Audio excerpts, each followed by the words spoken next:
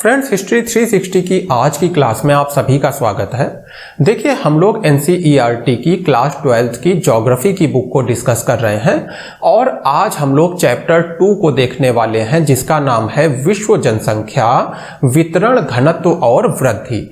यानी कि विश्व जनसंख्या का जो वितरण है, जो जनसंख्या घनत्व का कॉन्सेप्ट है और जनसंख्या वृद्धि से संबंधित जो जन्म दर है, मृत्यु दर है, जनसांख्यिकी संक्रमण सिद्धांत है, इन सारी चीजों को आज हम लोग डिटेल में देखेंगे। तो पहले कुछ देखिए बेसिक चीजें समझते हैं। अच्छा, यहाँ पर ढेर सारी इमेजेस का भी इस्तेमाल किया है जिससे कि आपको चीजें अच्छे से समझ आए। तो देखिए, किसी देश का एक क्वेश्चन आता है कि जनसंख्या अच्छी है या बुरी। अगर अति है तब तो बुरी है, लेकिन अगर बहुत कम है तो भी ये चीज अच्छी नहीं है। मान लीजिए आपके देश में कृषि के लिए भूमि तो बहुत है, लेकिन खेती करने वाला किसान ही नहीं है, तो आपके देश का विकास नहीं हो पाएगा। तो किसी देश का जो निवासी है वही वास्तविक धन होता है। जो देश के लोग हैं वही देश के वास्तविक धन है, जो देश के अन्य संसाधनों का उपयोग करते हैं और उसकी नीतियां निर्धारित करते हैं। यही जो निवासी हैं, यही क्या है, कोयले का इस्तेमाल करेंगे, यही निवासी कृषि भूमि का इस्तेमाल करेंगे। यानी देश के जितने भी संसाधन हैं उसका इस्तेमाल करने के लिए निवासियों का होना या जनसंख्या का होना जरूरी है। और यही लोग हमारे देश के निर्धारित करते हैं कि हमारे देश में जो भी संसाधन है उसका उपयोग कैसे किया जाएगा, नदी का उपयोग कैसे होगा, भूमि का उपयोग कैसे होगा। अच्छा, 21वीं शताब्दी के प्रारंभ में विश्व की जनसंख्या लगभग 600 करोड़ से अधिक दर्ज की गई। विश्व की जनसंख्या असमान रूप से वितरित है। देखिए, असमान रूप से वितरित है मतलब कुछ विश्व के क्षेत्र हैं जहां पर जनसंख्या बहुत ही ज्यादा है और बाकी के विश्व में कुछ क्षेत्र ऐसे हैं जहां पर जनसंख्या ना के बराबर है। यानी कि देखिए, मुख्य रूप से क्या होता है, आपको जहां पे रहने में कंफर्टेबल होगा वहीं तो रहेंगे। तो मान लीजिए मैदानी क्षेत्र है, रहना बहुत आसान है, भूकंप भी नहीं आता है, बाढ़ चलिए आ जाती है लेकिन भूकंप नहीं आता है, ज्वालामुखी नहीं फूटता है, तो वहां पर इंसान रहने में ज्यादा कंफर्टेबल होगा। तो जो ऐसे क्षेत्र हैं जैसे उत्तर प्रदेश, बिहार, यहाँ पर बहुत ज्यादा जनसंख्या दिखती है। तो एशिया की जनसंख्या के संबंध में जॉर्ज बी क्रेसी कहते हैं, एशिया में बहुत अधिक स्थानों पर कम लोग और कम स्थानों पे बहुत अधिक लोग रहते हैं। यानी एशिया में बहुत सारे स्थान ऐसे हैं जहां पर बहुत कम लोग रहते हैं और एशिया के कुछ स्थान ऐसे हैं जहां पर बहुत सारे लोग रहते हैं। अच्छा, ये बात विश्व के बारे में भी सत्य है। यानी कि विश्व में भी अब ऊंचे ऊंचे पहाड़ हैं तो उन पे कौन रहने जा रहा है। तो विश्व में भी यही है कि बहुत बड़ा विश्व का क्षेत्र ऐसा है जहां बहुत कम लोग रह रहे हैं और छोटे से क्षेत्र में बहुत सारी जनसंख्या निवास करती है। तो समझते हैं जनसंख्या के वितरण का मतलब। देखिए, जनसंख्या के वितरण और घनत्व के प्रारूप हमें किसी क्षेत्र की जनांकीय विशेषताओं को समझने में मदद करते हैं। यानी कि किसी जगह पर जो जनसंख्या है वो ज्यादा है तो क्यों है, इसमें भी किसकी जनसंख्या ज्यादा है, स्त्री की ज्यादा है या पुरुष की ज्यादा है या बराबर जनसंख्या है, बच्चे कितने हैं, वृद्ध कितने हैं, ये सारी चीजों का अध्ययन हम कर पाते हैं जब हम जनसंख्या के वितरण और घनत्व का अध्ययन करते हैं। जनसंख्या वितरण शब्द का अर्थ भूपृष्ठ पर लोग किस प्रकार वितरित हैं इस बात से लगाया जाता है। देखिए, हमारी पृथ्वी है तो अलग अलग जगह पे लोग भी रह रहे हैं, तो कहाँ पर ज्यादा लोग रह रहे हैं, कहाँ पर कम लोग रह रहे हैं, इसका अध्ययन करते हैं जनसंख्या वितरण के अंतर्गत। मोटे तौर पर विश्व की जनसंख्या का जो 90% है केवल विश्व के 10% स्थल भाग पर निवास करता है। यानी पूरे विश्व की जनसंख्या का 90% केवल दुनिया की जो 10% जमीन है उस पर रह रहा है और बाकी का जो दुनिया की जनसंख्या का जो बचा हुआ 10% है वो बाकी विश्व की 90% जमीन पे रह रहा है। विश्व के 10 सबसे ज्यादा आबादी वाले देशों में विश्व की लगभग 60% जनसंख्या रहती है। यानी केवल दुनिया के 10 ही देश ऐसे हैं जहां पर टोटल 60% जनसंख्या रह रही है और इन 10 देशों में से 6 तो एशिया में ही हैं। यानी कि 10 देश ऐसे हैं जहां पर दुनिया की 60% जनसंख्या रह रही है और इन 10 में से 6 कहां आपको मिलेंगे, एशिया में मिलेंगे। एक चित्र है आपके सामने, ये चित्र बेसिकली जनसंख्या घनत्व को बता रहा है। जनसंख्या घनत्व क्या होता है अगली स्लाइड में समझेंगे। अभी ये समझ लीजिए, जहां पर आपको कलर्स बहुत डार्क दिख रहे हैं, जैसे ये वाले कलर, ये वाले कलर, वहां पर बहुत कम जगह में बहुत ज्यादा जनसंख्या रह रही है। और ये सारे जो आपको क्षेत्र दिख रहे हैं लाइट कलर के, यहां पर क्या है कि बड़े से क्षेत्र में बहुत कम लोग रह रहे हैं। अब देखिए हम लोग जनसंख्या घनत्व के कॉन्सेप्ट को समझेंगे।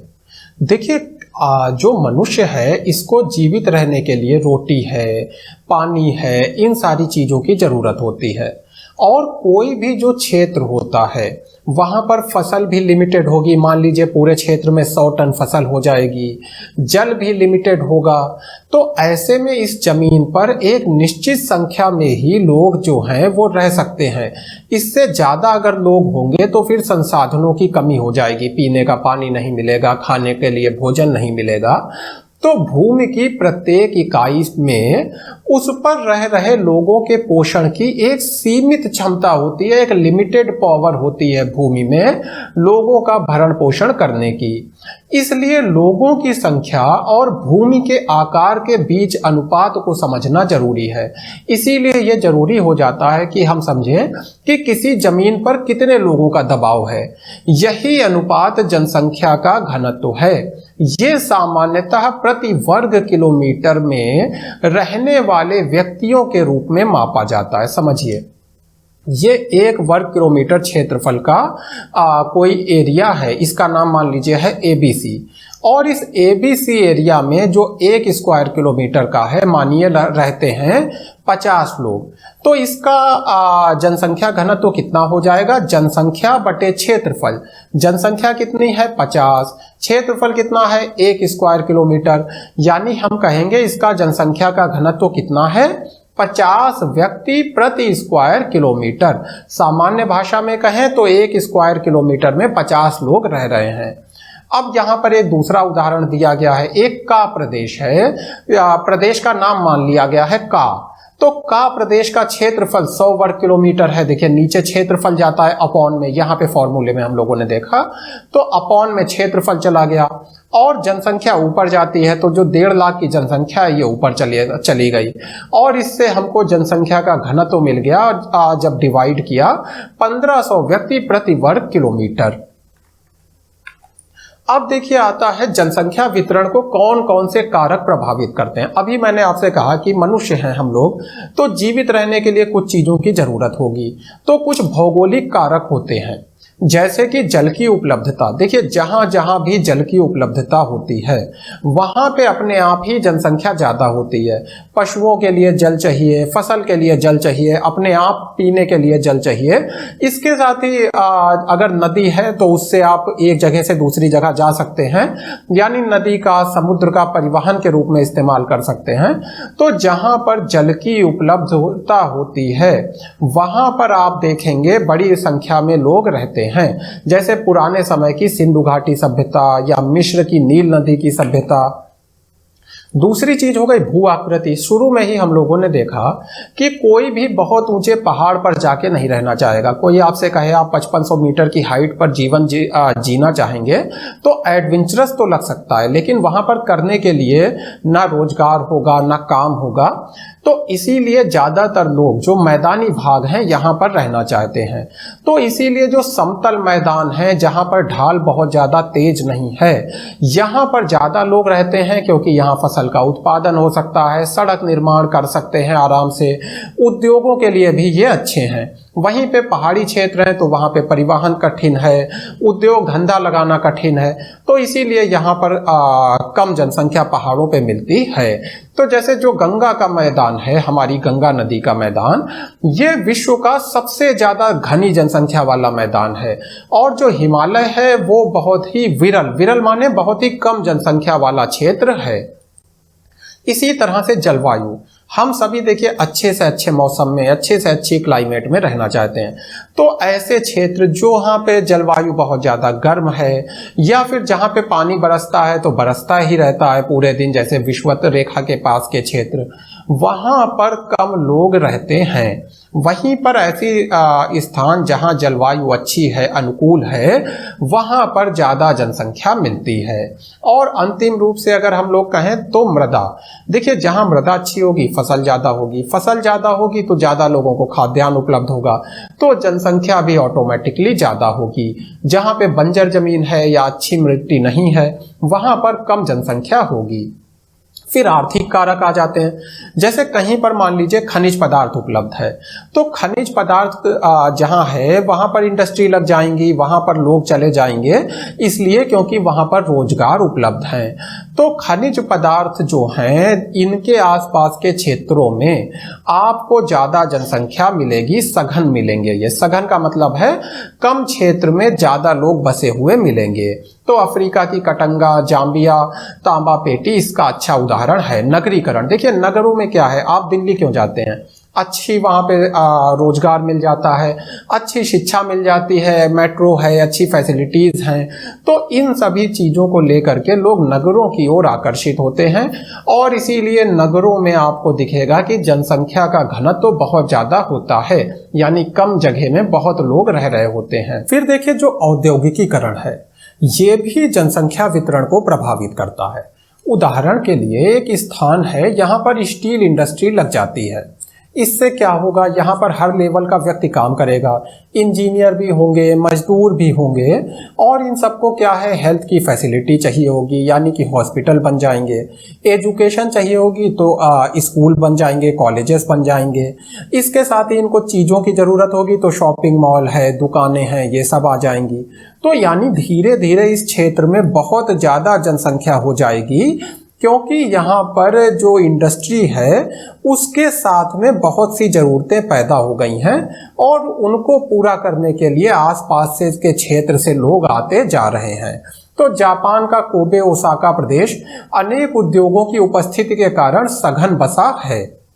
सामाजिक और सांस्कृतिक कारक भी होते हैं। फिर कुछ स्थान धार्मिक एवं सांस्कृतिक महत्व के कारण अधिक लोगों को आकर्षित करते हैं, किसी धर्म विशेष के लोगों को आकर्षित करते हैं। ठीक इसी प्रकार लोग उन क्षेत्रों को छोड़कर चले जाते हैं जहां सामाजिक और राजनीतिक अशांति होती है। मान लीजिए विश्व में कोई स्थान है जहां पर एक विशेष तरह के लोगों का बहुत ज़्यादा विरोध होता है, तो वो लोग उस क्षेत्र को छोड़कर चले जाएंगे ऐसी जगह पे जहां शांति से रह पाएं।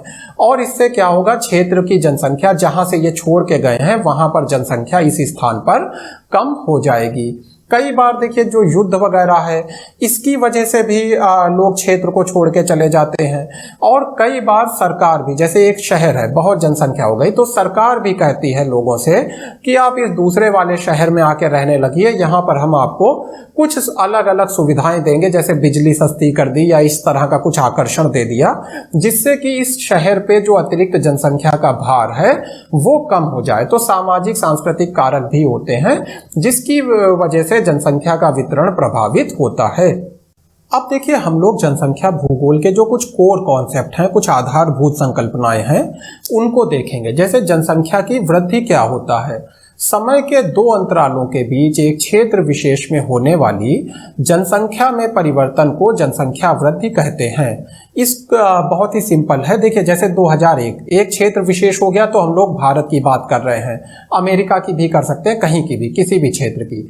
तो एक क्षेत्र विशेष में एक लिमिटेड टाइम में, जैसे 2001 से 2011 के बीच जो जनसंख्या में परिवर्तन आया, पहले 102.70 करोड़ थी और बाद में ये 121.02 करोड़ हो गई। तो ये जो 8.5 करोड़ का परिवर्तन आया, ये हमारी जनसंख्या वृद्धि है। देखिए यहाँ पर 121 होना चाहिए था, गलत लिख गया है, PDF में मैं इसे सही कर दूंगा। फिर देखिए आता है जनसंख्या की वृद्धि दर। देखिए जैसे आप जानते हैं ब्याज दर, तो ये सारी चीजें परसेंट में होती हैं, यानी कितने परसेंट रेट से बढ़ रही है जनसंख्या उस। अब देखिए हम लोगों ने जनसंख्या वृद्धि को तो समझ लिया, लेकिन जनसंख्या वृद्धि भी दो तरह की होती है, प्राकृतिक वृद्धि, वास्तविक वृद्धि। प्राकृतिक वृद्धि को समझते हैं। देखिए किसी क्षेत्र विशेष में दो समय अंतरालों में जन्म और मृत्यु के अंतर से बढ़ने वाली जनसंख्या को उस क्षेत्र की प्राकृतिक वृद्धि कहते हैं। अब देखिए क्या है कि विश्व में जन्म और मृत्यु प्राकृतिक रूप से होते हैं, तो दो समय अंतराल जैसे 2001 और 2011 परिभाषा को हम लोग समझ रहे हैं। इन दो समय अंतरालों में जन्म और मृत्यु के अंतर से बढ़ने वाली जनसंख्या, जैसे 2001 से 2011 के बीच में मान लीजिए आप एक शहर में रहते हैं जिसमें वर्तमान जनसंख्या है 100 लोगों की। अब 2001 से 2011 के बीच में मान लीजिए 20 नए लोगों ने जन्म लिया और 5 लोगों की मृत्यु हो गई। टोटल अलग अलग आयु के 5 लोगों की मृत्यु हो गई। तो 2001 से 2011 के बीच में 10 सालों में 15 नए लोगों की वृद्धि हो गई, यानी अब आपके शहर की जनसंख्या हो गई 115। तो ये 15 लोगों की जो जनसंख्या वृद्धि हुई ये प्राकृतिक वृद्धि है। वास्तविक वृद्धि क्या है? अब देखिए, आप जहां रहते हैं वहां बाहर से भी लोग आ जाते हैं। मान लीजिए आप दिल्ली में रहते हैं, तो दिल्ली में हर साल लाखों लोग बाहर से रहने आ जाते हैं। मान लीजिए दिल्ली में 100 लोगों की अभी जनसंख्या है, सिंपल कर लेते हैं 100 लोगों की जनसंख्या है, और प्राकृतिक वृद्धि कितनी हुई है 2001 से 11 के बीच में? 15 लोगों की, यानी जन्म और मृत्यु की वजह से 15 लोगों की वृद्धि हुई है।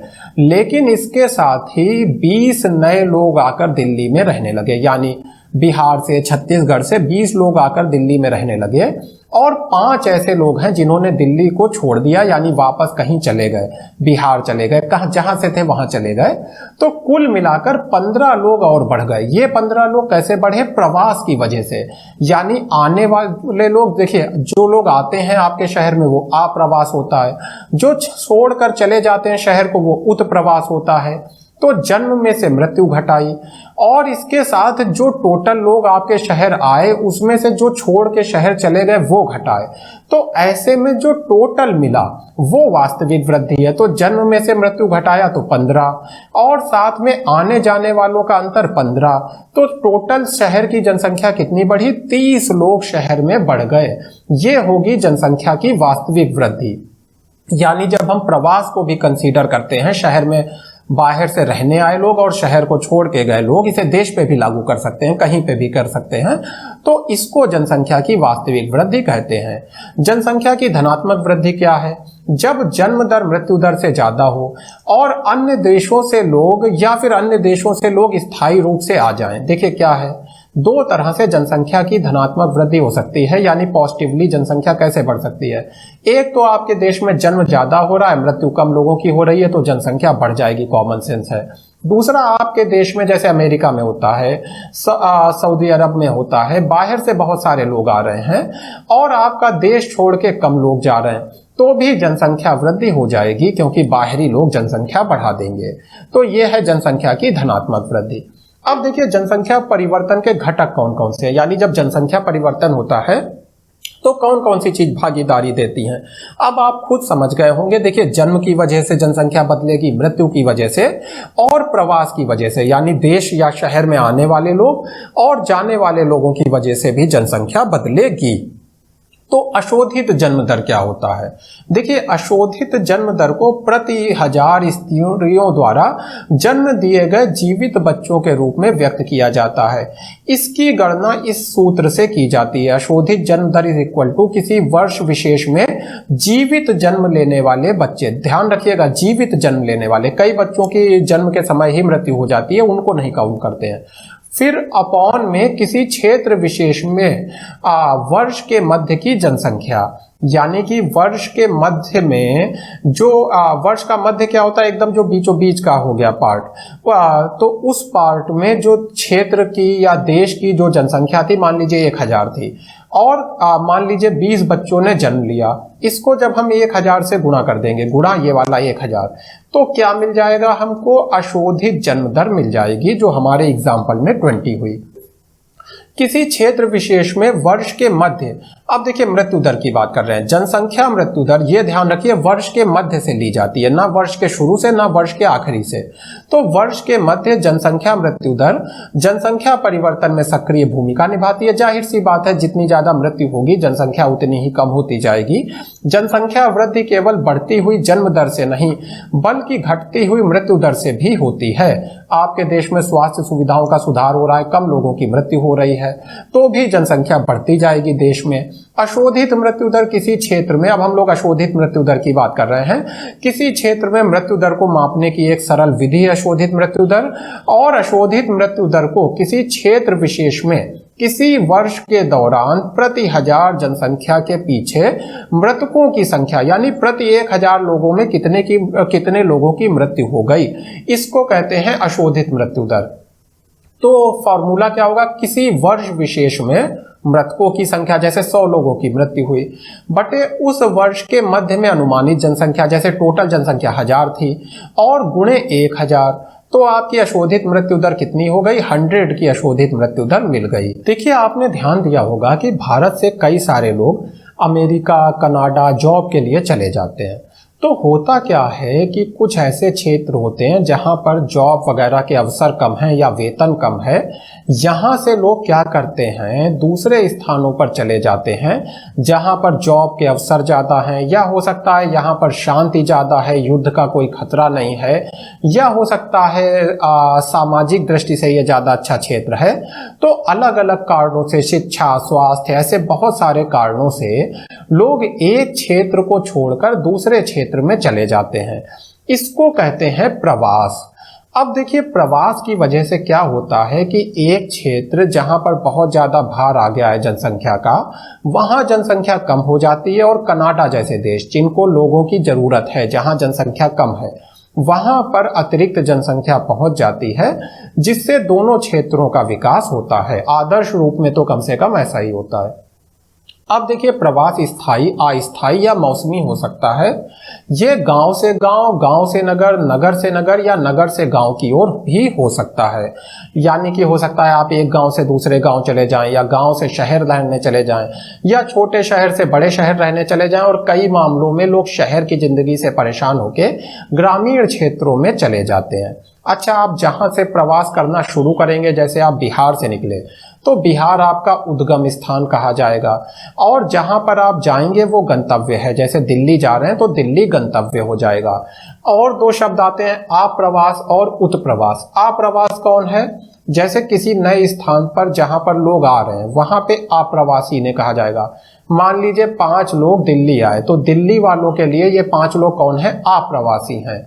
और उत्प्रवास क्या है, मान लीजिए 5 लोग ये बिहार छोड़कर दिल्ली गए थे, तो बिहार वालों के लिए इन 5 लोगों ने उत्प्रवास किया, इन्हें उत्प्रवासी कहेंगे। यानी जहां से आप बाहर जा रहे हैं वहां के लिए उत्प्रवासी हैं, और जहां आ रहे हैं वहां के लिए आप्रवासी हैं। तो लोग बेहतर आर्थिक और सामाजिक जीवन के लिए प्रवास करते हैं। प्रवास को प्रभावित करने वाले 2 समूह हैं। देखिए, प्रतिकर्ष कारक होते हैं, अपकर्ष कारक होते हैं। प्रतिकर्ष कारक यानी कि जिसको कह सकते हैं आप पुश फैक्टर, जो आपको धक्का देते हैं, किसी क्षेत्र से बाहर जाने के लिए मजबूर करते हैं। जैसे आप जहां रहते हैं, जैसे यूक्रेन में आजकल युद्ध चल रहा है, तो बहुत सारे लोग यूक्रेन को छोड़कर जाना चाहते हैं। इसके साथ ही बेरोजगारी की समस्या है, खराब जलवायु है, प्राकृतिक आपदाएं हैं, ऐसी बहुत सी समस्याएं होती हैं जिसकी वजह से लोग अपने क्षेत्र को छोड़कर नए क्षेत्रों में जाते हैं। फिर कुछ पुल फैक्टर भी होते हैं। पुल फैक्टर मतलब कुछ ऐसे क्षेत्र होते हैं जो लोगों को अपनी तरफ खींचते हैं। जैसे भारत में दिल्ली, मुंबई, बेंगलोर, यहाँ पर रोजगार की जो स्थिति है, अच्छी दशाएं, शांति हो गई, जीवन और संपत्ति की सुरक्षा हो गई, अनुकूल जलवायु हो गई, इस सब की वजह से कुछ ऐसे स्थान होते हैं जो लोगों को अपनी पास खींचते हैं। ये हो गए पुल फैक्टर या अपकर्ष कारक, खींचने वाले। अब देखिए, हमारा आज का अंतिम कॉन्सेप्ट है जनांकिकीय संक्रमण।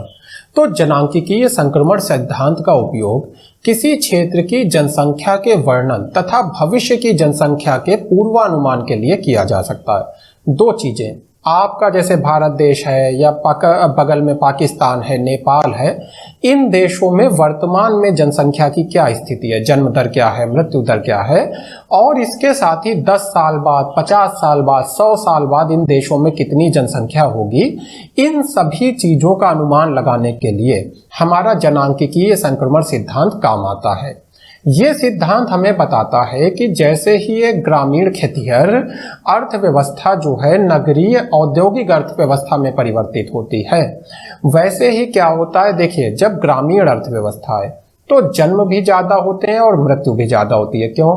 जन्म इसलिए ज्यादा होते हैं क्योंकि बड़ा परिवार होगा तो खेती में काम करने वाले लोग ज्यादा होंगे, और मृत्यु इसलिए ज़्यादा होती है कि ना टीके हैं, ना स्वास्थ्य सुविधाएं हैं, ना उतनी ज़्यादा स्वच्छता है, तो जन्म भी ज़्यादा मृत्यु भी ज़्यादा। और जब आप इस अवस्था में पहुंच जाते हैं नगरीय औद्योगिक, तो जन्म भी कम होते हैं और मृत्यु भी कम होती है। जन्म क्यों कम होते हैं? क्योंकि अब देखिए, एक तो लोग अपने बच्चों को अच्छी शिक्षा देना चाहते हैं, अच्छा जीवन स्तर चाहते हैं, तो कम बच्चों को जन्म देते हैं। दूसरा, भी आपके सामने एक महिला है, ये कई सारी बातें सोचेगी अपने कैरियर के बारे में, अपनी फिटनेस के बारे में। ऐसा भी नहीं है परिवार इसके साथ जबरदस्ती कर सके। एक नगरीय क्षेत्र में रह रही महिला है, इसके पास अधिकार हैं, तो ऐसे में ये वुमेन भी डिसीजन लेगी कि वुमेन जो है डिसीजन लेगी कि मुझे कम बच्चों को जन्म देना है। तो यानी कि यहाँ पर जन्म दर कम हो जाती है। और मृत्यु दर क्यों कम हो जाएगी? जब स्वास्थ्य सुविधाएं अच्छी हो जाएंगी, हर बीमारी का टीका आप लगा देंगे, बच्चों को हाइजीन मेंटेन करेंगे, बढ़िया पोषण भी देंगे, तो जाहिर सी बात है मृत्यु दर कम हो जाएगी। तो नगरीय औद्योगिक अर्थव्यवस्था में क्या हो जाएगा? जन्म दर भी कम और मृत्यु दर भी कम। और जनांकिकीय संक्रमण सिद्धांत हमको यही बताता है कि कैसे एक ग्रामीण खेतिहर समाज नगरीय औद्योगिक समाज में परिवर्तित होता है, और इसके साथ साथ उस समाज की जन्म दर, मृत्यु दर, जीवन प्रत्याशा वगैरह में क्या परिवर्तन आते हैं। अब देखिए, ये जो हमारा संक्रमण सिद्धांत है, इसको यहाँ पर 3 स्टेज में बताया गया है, कहीं पर 4 स्टेज में पढ़ेंगे, कहीं पे 5, पर हम लोग एनसीईआरटी पढ़ रहे हैं तो 3 ही स्टेज देखते हैं। तो यहाँ पर जनसांख्यिकी संक्रमण सिद्धांत की 3 अवस्थाएं हैं। पहली अवस्था को देखते हैं। ये देखिए, यहाँ पर पहली अवस्था, ये लिखा है अवस्था 1। तो इस अवस्था में देखिए ज्यादा विश्व का कोई क्षेत्र नहीं है। बांग्लादेश के जो वर्षावन है, वहां के आदिवासी जो हैं अभी संक्रमण की पहली अवस्था में है। बाकी विश्व का कोई भी अगर देश की बात करें तो कोई देश ऐसा नहीं है जो पहली अवस्था में हो। और 200 साल पहले विश्व में जितने भी देश थे, सब जनसांख्यिकी संक्रमण की पहली ही अवस्था में थे।